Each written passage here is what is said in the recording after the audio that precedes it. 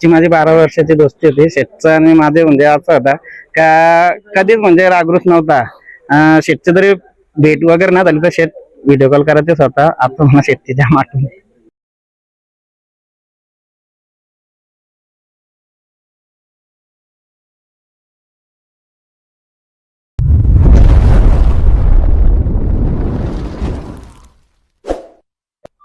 विशाल दादा नमस्कार. नमस्कार.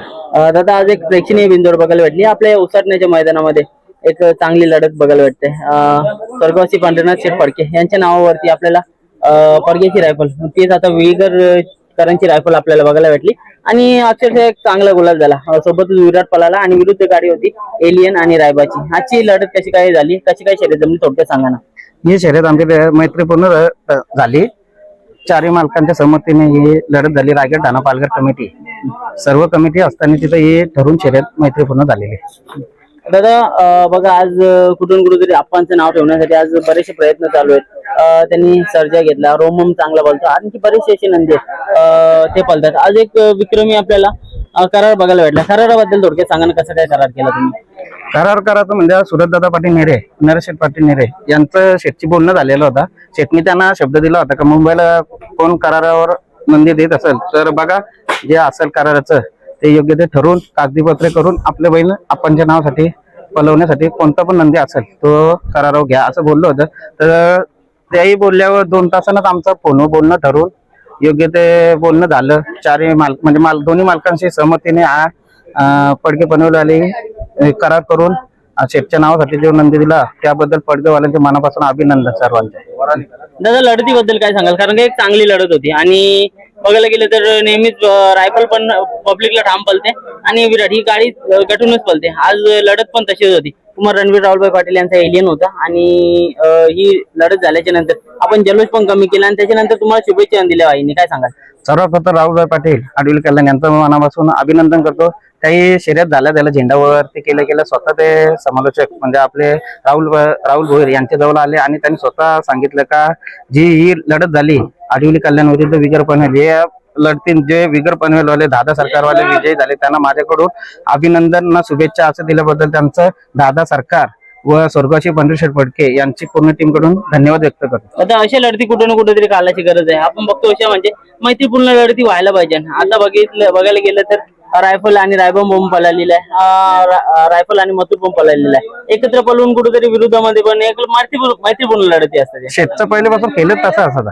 पायऱ्यात पण एकत्र पळायचे, आपसमध्ये चारी बैल सांगून शर्यत पण करायचे. शेतचा असं नव्हता का एक साईड का दोन्ही साईडून शर्यती करायचे. त्याच पद्धतीने आमचे मार्गदर्शक व प्रेरणास्थान गुरुनाथ शेठ फडके याही पाऊल ठेवून आम्हाला पण सांगितलेलं आहे मैत्रीपूर्ण लढती सर्वांशी करायच्या. दादा तसं बघायला गेलं तर आजचा गुलाल खूप इम्पॉर्टंट होता, कारण का पहिलाच दिवस म्हणजे तिसरा दिवस असेल आपला हा कराराच्या नंतर आणि पहिली शर्यत. मग त्याच्यानंतर आपल्याला एक धाकधूक पण असतं की आपण करार केल्याच्या नंतर गुलाल भेटतो नाही भेटतो, एक वेगळं नियोजन असतं. बघा नेहमी जर दादा नियोजन करतात, एक नियोजन आज तुमच्याकडे पण होता, काय सांगाल.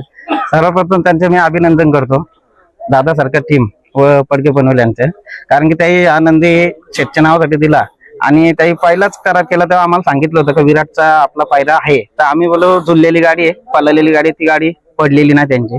त्या पद्धतीने आम्ही त्यांच्याशी बोलणं झालं. आम्हाला ते बोलत होते की तुमच्या कॉन्टॅक्ट मध्ये दुसरा कोणाचा पायरा होत असेल तर तसं नाही, अजून कोणाचं काय बोलणं झालं. तुमचे जे ठरलेले सुरतदादा पाटील व नरेश पाटील याही सांगितलं का जो त्यांचा पायरा ठरलेला आहे तो शेठना सांगून आम्ही त्याच नंदीमध्ये पळायचं ठरवलं. सगळ्यात जास्त बिंजोड मध्ये पांढरनाथ शेठ फडके यांचं जे नाव असायचं ते जेव्हा होते तेव्हा पण एकच बोलायचे, दोन्ही साईडने खेळतो तो बादशाह. तसंच ते नसताना पण आज त्यांच्या पावलावर पाऊल ठेवून पूर्ण दादा सरकार आणि टीम तसंच दोन्ही साईडून खेळेल तो बादशाह हे आज त्यांचा डायलॉग जो अजूनही गाजतोय ते तुम्ही साकार करण्याचा प्रयत्न करताय. ते नसताना पण त्याच्याबद्दल काय सांगा.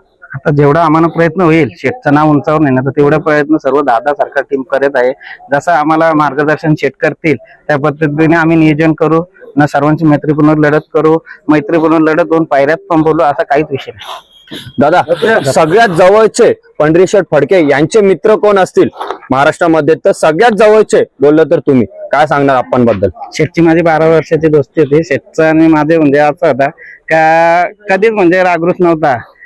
शेठची जरी भेट वगैरे ना झाली तर शेठ व्हिडिओ कॉल करायचे स्वतः. आता मला शेठची जाम आठवण. दादा दादा भाऊक होत आहे जरा. भाऊ तुम्ही जरा बोला, त्यांना जरा भाऊक झाले. विशालला कुठून कुठेतरी मनाला चटका देऊन जाणारी गोष्ट आहे. कारण का बघा, आज ते आपल्यामध्ये नसले ना तरी पण त्यांची आठवणी आपल्या सोबत किंवा संपूर्ण बैलगाडा क्षेत्रामधले जे चाहते आहेत ना त्यांच्या मनामध्ये कायम आहे. त्या कायम राहण्यासाठी आपण आज प्रयत्न करतोय आणि कुठं ना कुठेतरी 100% आज तेवढं चांगलं तुम्ही नियोजन पण करताय आणि फक्त नावासाठी करताय. काय सांगाल तुम्ही? जसा शेतकऱ्यांना पहिल्यापासून होता बिंदोडला, पण आम्हाला जमणार ना शेतसारखं करण्याला. पण आमचे मार्गदर्शक गुरुनाथ फडके व शेतच्या आशीर्वादाने आम्ही प्रयत्न करू. पण शेतची बरोबर आम्हाला कधीच येणार नाही ना. शेतच्या या बैलगाडी क्षेत्रामध्ये गाडा मला कोण्या नाही.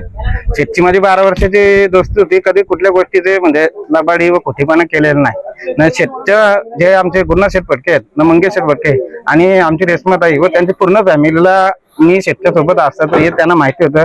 आणि त्यांना स्वतः म्हणजे शेठ बोलायचे का तू आप्पाच्या सोबत आहेस ना, व्यवस्थित आहे म्हणून. म्हणजे त्यांना माहिती होतं का कधी चुकीचा निर्णय कुठल्या गोष्टी या होत नव्हत्या.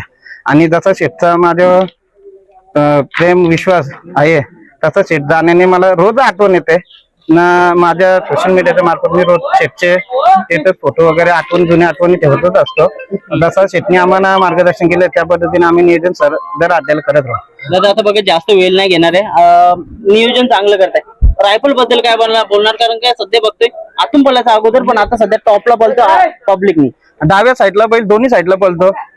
आणि त्याही पहिले बोललो होतं जितना पायरा होईल म्हणजे उजवीला जर पायरा झाला तर उजवीला पण बोलू, डावीचा पायरा झाला तर डावीचा बोलू. त्याही सांगितलेलं आहे बैल चारही कांदे पळणार आहे ना. शेतच्या दावणीला जेवढे पण नंदी आहेत ते सहजासहजी एक कांदी किंवा एक साईडला पळणारे शेतच्या दावणीला नंदी न ठेवत, ते दोन्ही साईडला पळणारे नंदी ठेवतात.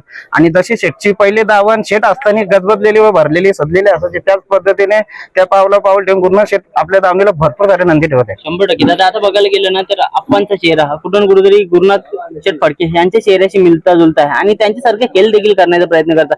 बऱ्याचशा वेळेला मैदानामध्ये येतात, प्रत्येकाला मान सन्मान देतात, प्रत्येकाला इज्जत देतात.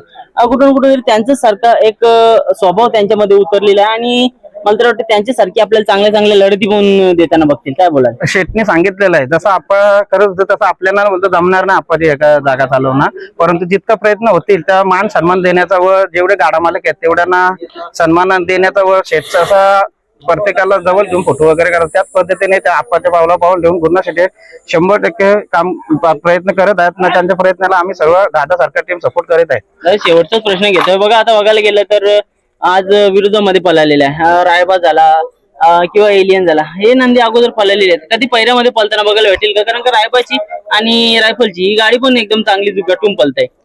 आम्ही 100% प्रयत्न करू पाहिजे. आम्ही प्रत्येक गाडा मालक आम्ही आमच्याकडे नियोजन जसं दिलं तेव्हा आम्ही भरपूर गाडा मालकांना पण फोन केले नंदींसाठी, परंतु ज्याचं पण झालेलं बोलला कोण बोलला बैल आणणार नाही.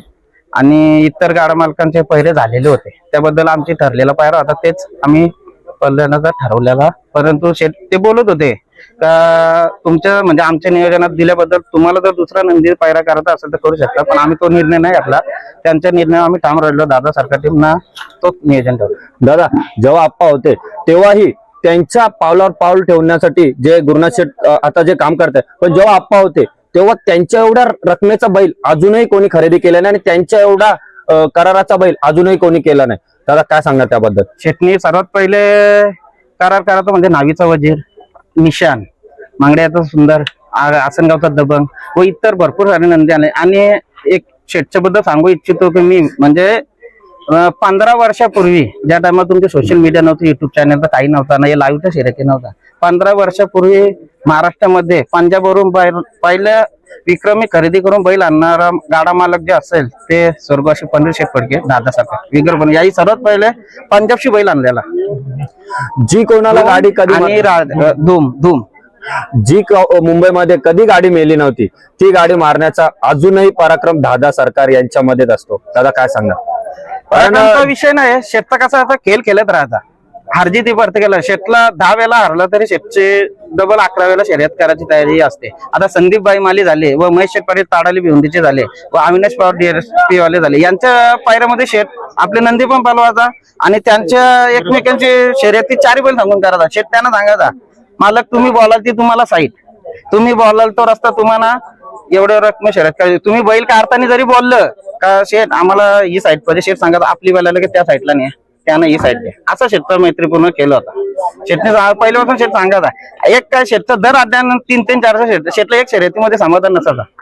शेत स्वतः सांगत जावं विचारा, कोण करीत असेल तर लगेच करा, साईड बोलल ती द्या, सांगतील ते घ्या, ना मैत्रीपूर्ण शर्यत करा. आपण साठी एक अजूनही डायलॉग गाजतो जेव्हा आपण आपल्यातून निघून गेले, तेव्हा एक डायलॉग अजरामर राहिलं, शरीर मरताय पण नाम का खौफ अभी तक है. त्याबद्दल काय सांगणार? आता जेवढे म्हणजे आता मुंबईला नंदी नसल्यामुळे फॅन फॉलो भरपूर जण आम्हाला विचारायचे, शेत म्हणजे गुरुनाथ शेत कधी येतील, आपला सर्जा कधी येईल, शेतची इतर नंदी कधी येतील मुंबईला. जसं शेतचा वर फॅन फॅमिलीचा प्रेम आहे, ते फॅन फॅमिलीचा प्रेम जपण्यासाठी गुरुनाथ शेत भरपूर प्रयत्न करीत आहे ना. याच्या पुढे शेतचा मैदानामध्ये नाव 100% बिंदूला दिसत आहे. चालेल, धन्यवाद.